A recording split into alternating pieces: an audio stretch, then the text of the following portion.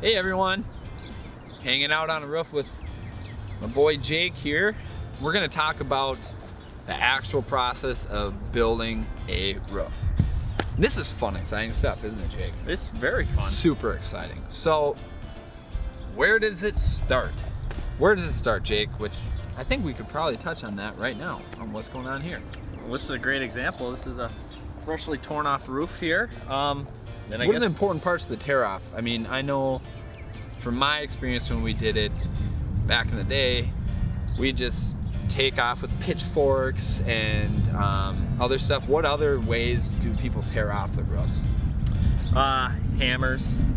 They'll claw hammer it off, or they'll take a pry bar, pry off the nails. I've seen those nail. Some of our crews like to use these nail things. They pull nails as they go. Yeah. So the first part in the process is the tear off, and the important parts of a tear off, which you think is just demolition and messy, whatever it is messy. But an important part is to get all the old nails off of the wood, because if a roofing company is just pounding it down, leaving those nails there, it can leave lumps and areas where your underlayment can be damaged. Yeah. So what other important parts, like what's the next step after a roof is torn down to the decking? Are there underlayment issues like with ice and water shield potentially? Yep. What you want to do is inspect your underlayment on your decking. Make sure you have no faults. 2 layers of ice and water, you don't want that. You want to make sure there's no rotten wood from previous leaks or anything in the nature that would possibly compromise the new roof. Yeah, it's really important that per manufacturer's specifications and building code and just common sense, that you have a strong roof decking. So new wood is good wood if it's needed.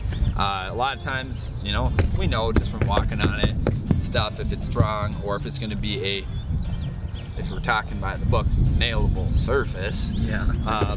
Stuff like that. So, okay, the wood tear off, we got all the tear off done. What is the next step after the tear off? And it's not a trick question, so if you don't know the answer to me, I mean, you want to do cleanup, that's for sure. Yeah. Cleanup is big. Customers don't like to leave a mess after tear off, and typically I see that's what a lot of the crews will do. They'll do tear off, and then they'll do cleanup, and then they'll start on the decking and make sure everything's safe. Mm-hmm. Absolutely. So after that's done, then the next step is putting on new underlayment and making sure that it's properly flashed. If you follow our Material World episodes, we have an episode on the flashing, which would tell you a little bit more about the details, but the next step would be to get the underlayment. So you're doing your ice and water shield on your eave edges, which the eaves to define an eave would be best described, to keep it really basic, wherever you would put a gutter. Wherever you would put a gutter on a house typically is an eave, so that's where you need your ice and water shield. Then, what comes after that? 30-pound felt. Not always 30 pound, depending on the situation. 15 pound is code. Yep. But also we like to use synthetics sometimes by our good old GAF manufacturing. We like to use Tiger Paw, Storm Guard, all sorts of different ones that they have. But so basics: tear off, clean up, ice and water shield, and your felt. So that is the underlayment of the roof. So then the next step would be flashings, getting proper flashings put on, such as your drip edge and your gutter apron. So that's everything that goes around the edge. So that'll go down on the edges of the roof to hold down your paper on the rake ends. And then from there, I'm pretty sure we just get to nailing them. Laying down some GAF timber lines. Yep, nailing down some shingles. So with that, how that works though typically is you don't install them straight up and down like you see those old 3-tabs, or some guys installing them. They like to just do what they call the racking method, up and down. That's not code compliant, and it's not recommended, because you're only offsetting every other, which that's not good. You need to have at least a 6-inch, but the right way to do it is you go at an angle. Yep. You're actually going starting in a corner of a roof, like down here, and you create an angle with proper overlaps all the way up, and just start at the bottom, go to the top. Start at the bottom, go to the top.